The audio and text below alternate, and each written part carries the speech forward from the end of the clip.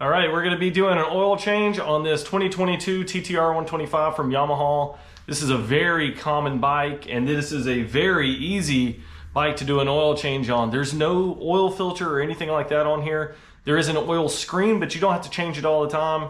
And to change that, you actually have to take outside part of the case. You have to take that off to get to that oil screen. But you're not going to have to worry about that for most of your oil changes.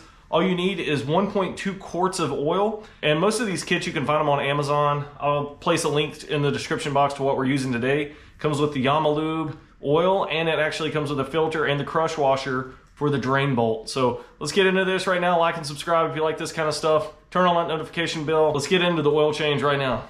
So this is the kit we're using today. It comes with 2 quarts of Yamaha 10W40, and then it also comes with a little funnel you can use. We're not going to be using this, but it does come with a little crush washer. So it's got everything you need, and it's only 1.2 quarts. So you only need a little bit out of your second quart. And honestly, you really probably don't even need to use that second quart unless you're cracking open the entire engine and starting completely over. There's still gonna be some oil left in that crankcase. So more than likely, we're only gonna be using 1 quart of oil. So the kit pretty much allows you to do 2 oil changes. And if you got a couple extra of these crush washers, you should be good to go. And I would suggest changing these just about every time. Other than that, get you a drain pan, and I'm using a different funnel.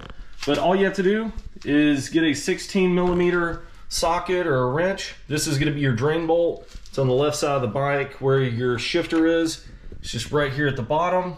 Very easy to access. On the other side of the bike, you have your dipstick over here. And to allow it to flow a little bit better, I'm just gonna open that up. And we're just gonna set that to the side. Probably just leave it like that for right now.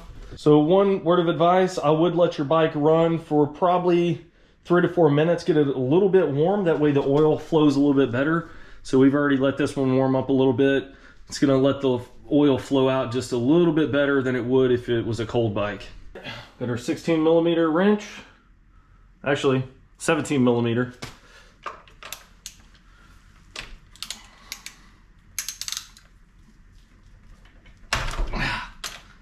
That was on there.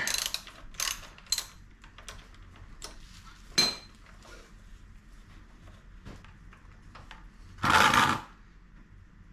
right, we're gonna let that drain out. You can tell you don't need a bike stand or anything like that. This is just on its kickstand. It allows it to drain out nice and easy over here. All right, the oil's pretty much stopped dripping. What we're gonna do is go ahead, take our new crush washer, put it on the bolt, go ahead and insert the drain bolt back in the bike.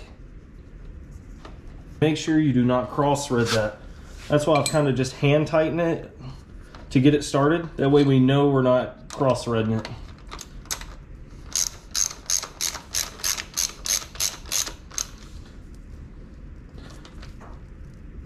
All right, and then I'm not just overdoing it, just pretty much a little bit more than snug on the bolt. All right, we're gonna go ahead and fill it up on the other side. All right, we're gonna go ahead and take out our dipstick. Set it to the side. Grab our funnel. And then we're just gonna pour in 1 quart.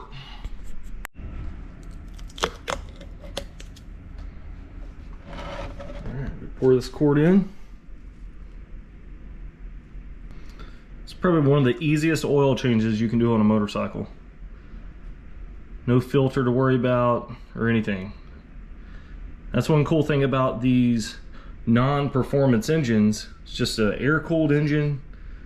Very low maintenance on these. Not a lot of high temperatures. Not a lot of moving parts. It's just real simple. All right, so we're gonna let that sit for a second. We're gonna fire the bike up, let it circulate the oil a little bit, and then we're gonna check the level. We've let the bike warm up a little bit, circulate that oil. Now we're gonna go ahead and check the dipstick. What I'm gonna do is get on the bike right now. I'm gonna lean it up where the bike is upright, and we're gonna check the level. Gonna wipe it off first.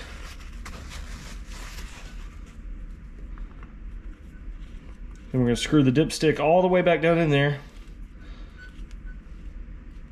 And as you can tell, we have plenty of oil on that dipstick. All right, that's how you change the oil on a Yamaha TTR-125, and this is pretty much the same for all models. I don't know if there's any models in the entire TTR lineup of 125s that is any different than this. So should be good to go, but always check your owner's manual if you have any questions as far as any of this goes. All right, guys, like and subscribe. We'll catch you in future videos.